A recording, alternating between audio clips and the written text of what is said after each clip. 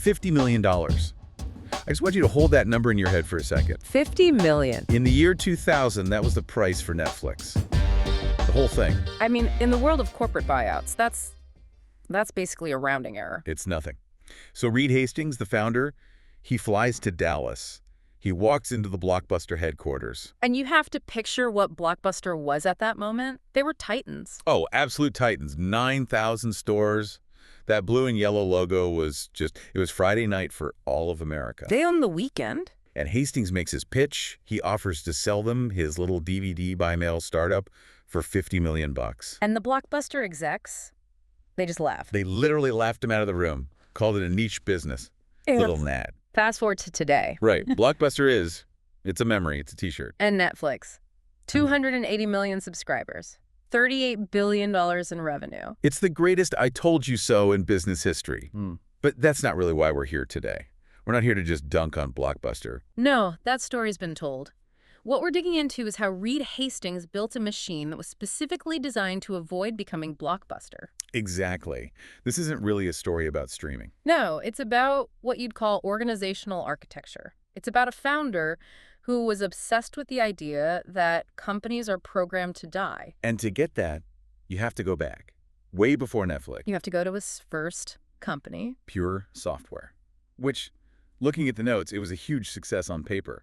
But for Hastings, it was a personal nightmare. This is the part of the story that always gets skipped. He starts Pure Software in '91. They make debugging tools for engineers. Super unsexy stuff. Very unsexy, but very profitable. It went public, made him a multimillionaire, but he was miserable. Which is so counterintuitive. You're the CEO of a hot tech company. You're winning. Why are you miserable? Because of the bureaucracy. As the company grew, he did what every CEO is supposed to do. He added process. Right. A salesperson messes up. You create a 5-step approval process for all sales. An engineer pushes bad code. Yeah. Implement a rigid code review system. You're trying to dummy-proof the company. And that sounds logical, right? You want to prevent errors. Sure. But Hastings had this huge realization. By dummy-proofing the system, he was creating a company that only dummies wanted to work for. Wow. All the creative, high-impact people, the ones who innovate, they hated the rules. They felt stifled. So they left. They left. And they were replaced by people who were great at following rules but terrible at thinking. The talent density, as he calls it, just plummeted. And then the merger was the final nail in the coffin. A total catastrophe. They merged with a company called Atria. The cultures clashed. The teams fought. When they were finally acquired, the stock dropped 42% on the announcement. The market was basically saying this thing is broken. Exactly. So he walks away wealthy, but with this deep psychological scar. He makes a vow, I will never build a bureaucratic company again. And that trauma is the DNA of the Netflix culture. It's everything. It's why he prioritizes what he calls talent density. Okay, this is the part that sounds great in a book, but feels terrifying in practice. It is intense. The core belief is that one average employee brings down all the high performers around them. How so? They drain manager time. They lower the quality of debates. They force you to create rules to manage their mediocrity. So his solution is ruthless. Simple and ruthless. Pay top of market. Double sometimes. But in exchange, you have to survive the keeper test. Let's unpack the keeper test. This is legendary. The question a manager has to constantly ask is, if this person told me they were leaving for a competitor, would I fight hard to keep them? And if the answer is no, if you feel a little bit of relief, Then you let them go with a generous severance, but you let them go. he calls Netflix a professional sports team, not a family. Right, you're not on the team because you're a nice person. You're on the team because you perform. And he needed that kind of team because the early days, they were a mess. Yeah, that whole mythology about the $40 late fee for Apollo 13. It's a great PR story. A perfect story. But the reality is, when they launched, they were just Blockbuster by mail. And it wasn't working. You'd pay $4 plus shipping and wait 3 days for one movie. People weren't buying it. This is where the first big pivot comes in. 1999. They look at the data. And they realize people hate the friction. They hate feeling like a clock is ticking. So they do something that seemed insane at the time. The subscription model. Flat fee. No due dates. No late fees. You have to understand, late fees were 16% of Blockbuster's revenue. Hundreds of millions of dollars. And Hastings just voluntarily gave up the industry's biggest cash cow. His investors must have been terrified. They're thinking, we're going to go broke. But he understood that if you remove the anxiety, you build loyalty. He was trading short-term cash for long-term value. And it worked. By 2000, they had 300,000 subscribers. That's what gave him the confidence to walk into that Blockbuster meeting. But the real test of this whole reinvention idea that came in 2007. The streaming bet. This, to me, is the craziest part of the story. The DVD business is on fire. The red envelope is iconic. They're printing money. And he decides to launch this clunky, low-quality streaming service. Free? Context is so important here.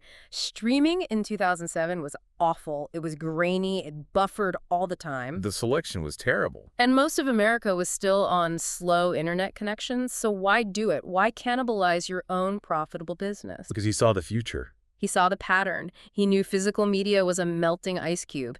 It might take 5 years, it might take 10, but shipping plastic discs was a dead end. And he knew if he didn't build the thing that killed his DVD business, someone else would. Amazon or Apple or somebody. So he basically told his best customers, hey, stop using the product that makes us money and start using this thing that costs us a fortune. I mean, what CEO does that? You protect the cash cow. Most CEOs do. But Hastings was optimizing for a decade from now, not the next quarter. Of course, that transition wasn't smooth. We have to talk about Quickster. Oh, Quickster, the big one. 2011. The reinvention machine hits a wall. So he decides to formally split the two businesses. DVDs would become a separate company called Quickster. Which meant if you wanted both streaming and DVDs, your price shot up 60% overnight. And the customers revolted. It was an absolute firestorm online. They lost 800,000 subscribers in a quarter. The stock crashed 75%. It was a bloodbath. Everyone thought they were finished. The arrogance had finally caught up to them. But this is where the culture comes in. Yeah. How did he react? He didn't double down. He didn't blame the customers. He came out and wrote this incredibly public apology.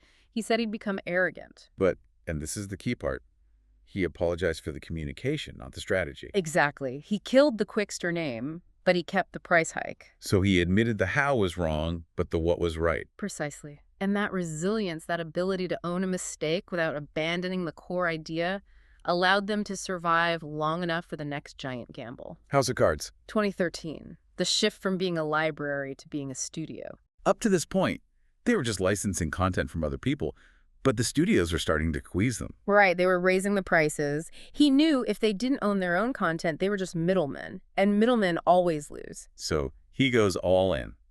$100 million for 2 seasons of a show. And the crazy part is, he did it without ever seeing a pilot episode. Which in Hollywood is just, it's heresy. Total heresy. But it wasn't a gut feeling. He had the data. He knew his users loved David Fincher. Love Kevin Spacey. And they loved the original British House of Cards. The algorithm basically told him A plus B plus C equals a guaranteed hit. So he used big data to eliminate creative risk. And that launched what they call the originals flywheel. People come for House of Cards, they stay for Stranger Things, and suddenly Netflix is a destination, not just a utility. And at the same time, they're revolutionizing their tech stack with the move to the cloud. Yes, the unsung hero of their global expansion. In 2008, they had this massive database failure. It shut the company down for days. Can't ship DVDs if the computers are down. So Hastings says, never again. He tells his team, we're an entertainment company, not a data center company. And they move everything to Amazon Web Services, AWS.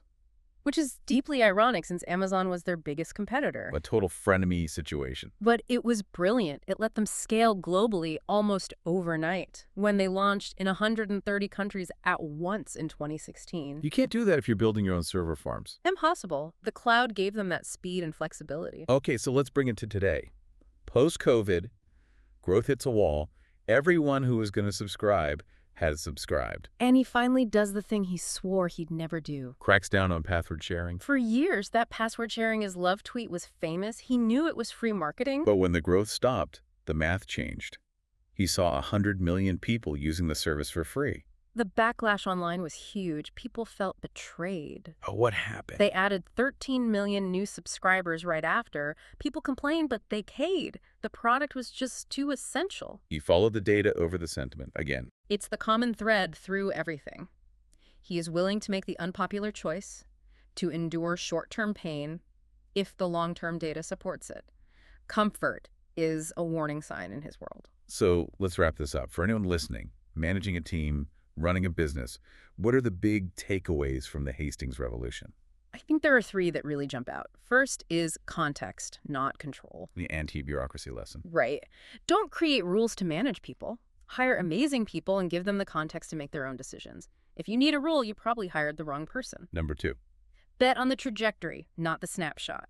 Don't build your business for the world as it is today. Build it for the world you know is coming in 5 years. Skate to where the puck is going. Always. And the third, and this is the hardest one, be willing to kill your darlings. Oof. Blockbuster loved its stores.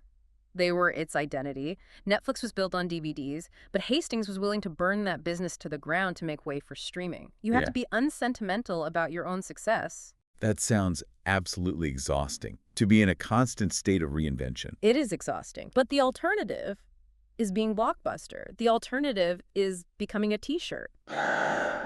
A powerful thought to end on. From a $50 million joke to a global powerhouse, it's been an incredible deep dive. A master class in survival. Thanks for listening. Go take a hard look at your own late fees, the things you're protecting just because they feel safe, and maybe ask if it's time to let them go.